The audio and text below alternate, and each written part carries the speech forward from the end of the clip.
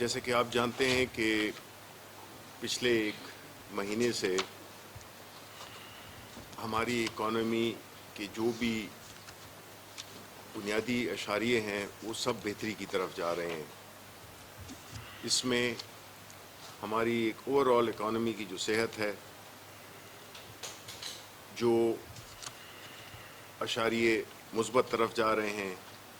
جو مارکیٹ میں ایک فیل گڈ کا فیکٹر ہے، جس طرح اسٹاک ایکسچینج پرفارم کر رہی ہے، جس طرح کے فورن ڈائریکٹ انویسٹمنٹ آ رہی ہے، جس طرح کے لارج اسکیل مینوفیکچرنگ بڑھ رہی ہے، تو اس پہ یہ ہم ضروری سمجھتے ہیں کہ جو ہمارے اکانومی کی ٹیم جس کو کہ ہیڈ کرتے ہیں ڈاکٹر حفیظ شیخ صاحب، تو ہم آپ کے ساتھ آپ کو ایک تفصیل سی دیتے ہیں کہ کیا چیزیں ہیں جو بہتر ہوئی ہیں، کہاں پہ تھیں، کہاں پہ ہیں، اور اس کا امپیکٹ عوام پہ کیا پڑے گا. یہ سب سے اہم ہدف ہے ہمارا پرائم منسٹر صاحب کا کہ لوگوں کی زندگی میں آسانی ہو، مہنگائی کم ہو اور روزگار کے مواقع پیدا ہوں، تاکہ ملک میں ایک خوشحالی بھی آ سکے، اور ساتھ ہی ساتھ میں جو کورونا کے بعد یا کورونا کے دوران جن مشکلات سے ہم اللہ تعالیٰ کے فضل سے باہر نکلے ہیں، اور کورونا ابھی بھی دوبارہ ایک دوسری لہر کے طور پہ بھی آیا ہے، اس ساری صورتحال میں ہماری اکانومی کہاں پہ ہے اور کس طرح اس کے اثرات جو ہے عوام پہ پڑیں گے. تو اب میں ریکویسٹ کروں گا ڈاکٹر حفیظ شیخ صاحب سے کہ وہ آپ کو ایک اوور آل پکچر دیں پوری اکانومی کی.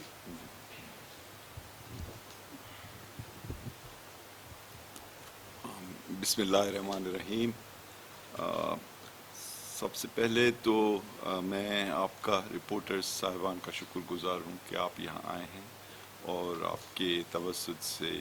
ہم پاکستان کی پبلک کے ساتھ بات کرنا چاہتے ہیں، اور یہ بتانا چاہتے ہیں کہ ہماری معیشت کہاں کھڑی ہے اور اس میں کون سی ایسی چیزیں ابھر رہی ہیں جس سے استحکام پیدا ہو رہا ہے، اور کس انداز میں جو معیشت میں بہتری آ رہی ہے اس کے فوائد عام لوگوں تک پہنچا جانے کی کوشش ہو رہی ہے. دیکھیں، یہ سب جانتے ہیں کہ جب یہ حکومت آئی تو ایک بحرانی کیفیت تھی معیشت میں، اور اس کی جو ہے سب سے بڑی جو ایک پروف ہے کہ ہمیں آئی ایم ایف کے پاس جانا پڑا، اور آئی ایم ایف کے پاس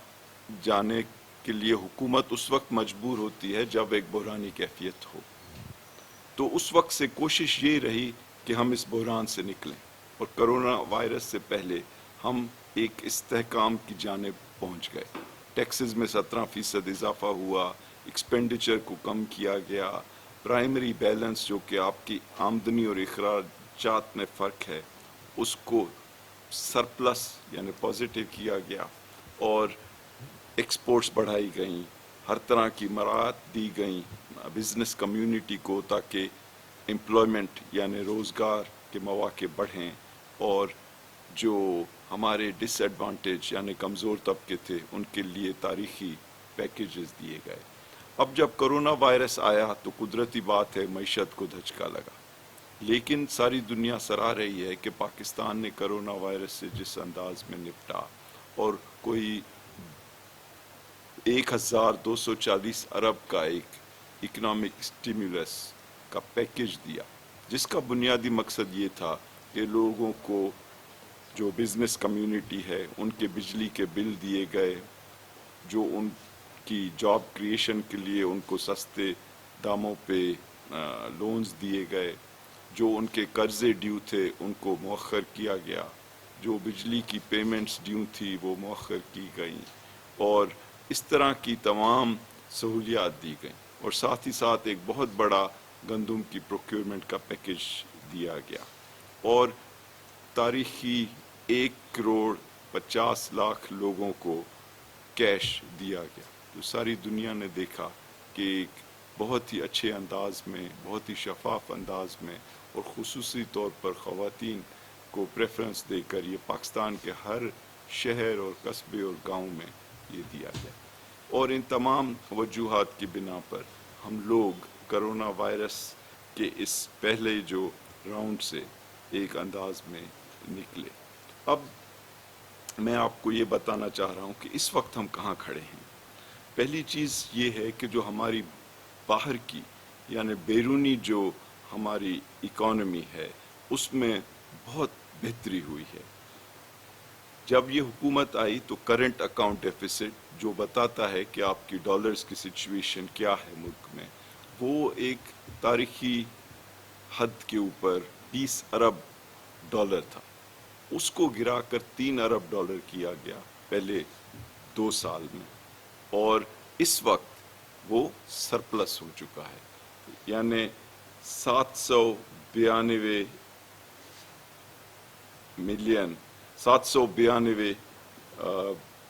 بلین کا سرپلس ہے. ٹھیک، تو اس کا کیا مطلب ہے کہ یہ ایک بہت بڑا جو ایشو تھا اس کو مکمل طور پہ کنٹرول کر لیا گیا ہے. اب آپ آئیں کہ ہمارا جو اندرونی خسارہ تھا، یعنی ہمارے اخراجات جو تھے وہ ہماری آمدنی سے بہت زیادہ تھے. تو اس وقت ہماری جو سچویشن ہے کہ ہم نے ان اخراجات میں اتنی کمی کی اور ٹیکسز میں اتنا اضافہ کیا کہ اس وقت جو یہ سال گزر رہا ہے جولائی سے لے کے اکتوبر تک جو ہماری پرائمری بیلنس ہے، یعنی ہماری آمدنی ہمارے اخراجات سے زیادہ ہے، اور ہمیں اس وجہ سے لون لینے کی یعنی قرض لینے کی ضرورت نہیں پڑ رہی ہے. اب جو بہت بڑا پاکستان کو خطرہ تھا کہ تاریخی سطح پہ ہم مقروض ہو چکے تھے، اور اس وجہ سے عمران خان صاحب کی حکومت کو 5,000 ارب روپے دینے پڑے ماضی کے جو قرضے لیے گئے تھے ان کی سود پر. تو آپ سوچیں کہ اگر یہ 5,000 ارب روپے نہ دینے پڑتے تو ہم کتنا کچھ پاکستان کے لوگوں کو دے سکتے تھے، لیکن یہ ہم نے دیا. اور اب جو میں بہت ایک اچھی چیز بتانے جا رہا ہوں کہ یہ جو 4 مہینے گزرے ہیں، جون 30 سے لے کر اکتوبر 30 تک پاکستان کے جو قرضوں کی تعداد ہے اس میں 0 کا اضافہ ہے. یعنی یہ قرض جو جون 30 کے اوپر 36.2 ٹریلین تھے، اور یہ اکتوبر 30 کو بھی ان کی جو ویلیو ہے وہ 36.4، پہلے بھی 36.4 ٹریلین یعنی، اور اب بھی 36.4 ٹریلین. یعنی یہ 4 مہینے جو گزرے ہیں اس میں پاکستان کا جو قرضہ ہے اس میں ٹکے کا بھی اضافہ نہیں کیا گیا، اور یہ ایک بہت بڑی کامیابی ہے، اور فائنینشیل ڈسپلن جو ہے اس کو برقرار رکھنے کا ایک واضح ثبوت ہے. اب آپ دیکھیں کہ جو ہماری اکانومی کے اندر دوسرے کون سے اچھے جو ہیں چیزیں ہو رہی ہیں، اچھی ڈیولپمنٹس ہو رہی ہیں. پہلی بات تو یہ ہے کہ اکانومی میں پک اپ ہے. LSM لارج اسکیل مینوفیکچرنگ یعنی جو بڑی کمپنیز ہیں ان کی جو گروتھ ہے اس میں تقریباً 5% اضافہ ہے اس سال میں، اور یہ بہت عرصے کے بعد اضافہ ہو رہا ہے. اور اگر آپ سیمنٹ کو دیکھیں تو وہ 16 سے بڑھ کر 20 ملین ٹن اس وقت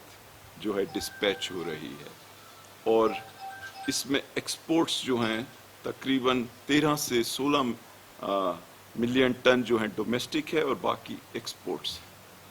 اسی طرح سے آٹو موبائل یعنی گاڑیاں، موٹر سائیکل، فرٹیلائزر، ان تمام چیزوں میں اضافہ ہو رہا ہے. اور ساتھ ہی ساتھ جو ہماری ایکسپورٹس ہیں وہ بڑھ رہی ہیں. ٹیکسٹائلز کے اندر جو آرڈرز ہیں اس وقت تقریباً دسمبر تک کے آرڈرز ہیں، اور سیمنٹ، فارماسیوٹیکل، ان تمام چیزوں میں اضافہ ہو رہا ہے. اور ہمارا جو روپیہ ہے وہ ایک طرح سے بالکل اسٹیبل ہے، بلکہ اس نے اپنی ویلیو میں اضافہ بھی کیا ہے. اور جو اسٹیٹ بینک کے ہمارے ریزروز ہیں وہ بھی تقریباً 13 بلین ڈالرز کی حد پہ پہنچے ہیں. اب آپ دیکھیں کہ جو فسکل سائڈ یعنی جو ہماری گورنمنٹ کی مالیات کی سچویشن ہے، تو ایف بی آر نے 1340 ارب جمع کیے پہلے 4 مہینے میں، جو کہ ٹارگٹ سے بھی زیادہ ہیں اور پچھلے سال کے مقابلے میں بھی تقریباً 4 سے 5% زیادہ ہیں۔ اسی طرح سے ریفنڈز، یہ وہ ہے کہ ہم جو واپس لوٹا کے دیتے ہیں بزنس مین کو، اس میں 128 ارب واپس کیے گئے ہیں ان 4 مہینے میں، جو پچھلے سال کے مقابلے میں 100% سے بھی زیادہ ہے۔ تو ان سب چیزوں کا کہ ایک جانب بیرونی جو اکانومی ہے اس میں استحکام، ڈالر میں استحکام، دوسری جانب جو اندرونی اکانومی ہے اس میں زبردست اخراجات میں کمی، اور یہ ساری چیزیں کی جا رہی ہیں پاکستان کی پبلک کے فائدے کے لیے۔ آپ دیکھیں کہ اسٹیٹ بینک سے ہماری زیرو بوروئنگ، یعنی ہم ان سے کوئی پیسہ نہیں لے رہے ہیں۔ دوسری جانب ہم بجٹ کے علاوہ کوئی سپلیمنٹری گرانٹ نہیں دے رہے ہیں۔ ہم نے وزیر اعظم ہاؤس، پریزیڈنٹ ہاؤس، کابینہ کے اخراجات، ان سب میں زبردست کمی کی، حتیٰ کہ ہم نے ڈیفنس کے ایکسپینڈیچر کو بھی منجمد کیا اور سویلین گورنمنٹ کے ایکسپینڈیچرز کو کم کیا۔ تو ان سب چیزوں کا نتیجہ یہ نکلا کہ ہماری جو پرائمری بیلنس ہے وہ سرپلس میں آ گئی۔ اب میں 2 اور چیزوں کی طرف جانا چاہ رہا ہوں جو کہ اس حکومت کا محور ہیں۔ ہر چیز جو یہ حکومت کر رہی ہے اس کا بنیادی مقصد صرف ایک ہے کہ پاکستان کے لوگوں کو کیسے فائدہ پہنچایا جائے، حکومتی اخراجات کو کم کر کے پاکستان تک یہ جو اویلیبل کیش ہو یا پروجیکٹس ہوں وہ پبلک تک کیسے پہنچائے جائیں۔ تو میں 2 چیزوں کے بارے میں بتانا چاہ رہا ہوں۔ ایک تو یہ کہ جو بہت اہم ترین حکومت کا گول ہے کہ کیسے روزگار کے مواقع پیدا کیے جائیں۔ اس میں آپ نے دیکھا کہ ہم نے پہلے تو ایک زبردست کنسٹرکشن کا پیکیج دیا اور اتنی مراعات دیں کہ خاص طور سے کنسٹرکشن میں ایکٹیویٹی بڑھے، اور اب آپ دیکھ رہے ہیں کہ کنسٹرکشن میں زبردست ایکٹیویٹی بڑھ رہی ہے۔ دوسرا، ہم نے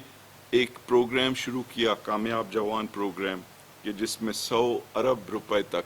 ہم لون دینے کو تیار ہیں، جس میں نوجوان اپنی کمپنیز بنا سکتے ہیں چھوٹی سائز کی۔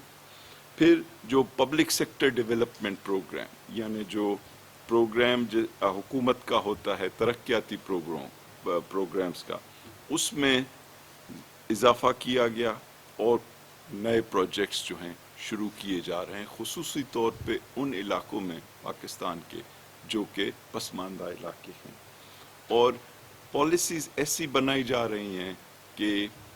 ڈومیسٹک یعنی اندرونی انویسٹمنٹ بڑھے، اور اس کے لیے آپ دیکھ رہے ہیں کہ ہم بجلی بھی سستے داموں دے رہے ہیں، حکومت اپنی جیب سے بل دے رہی ہے، نیچرل گیس بھی سبسڈی کے تھرو دی جا رہی ہے بزنس کمیونٹی کو، لونز یعنی قرض جو ہیں وہ سستے داموں پہ دیے جا رہے ہیں،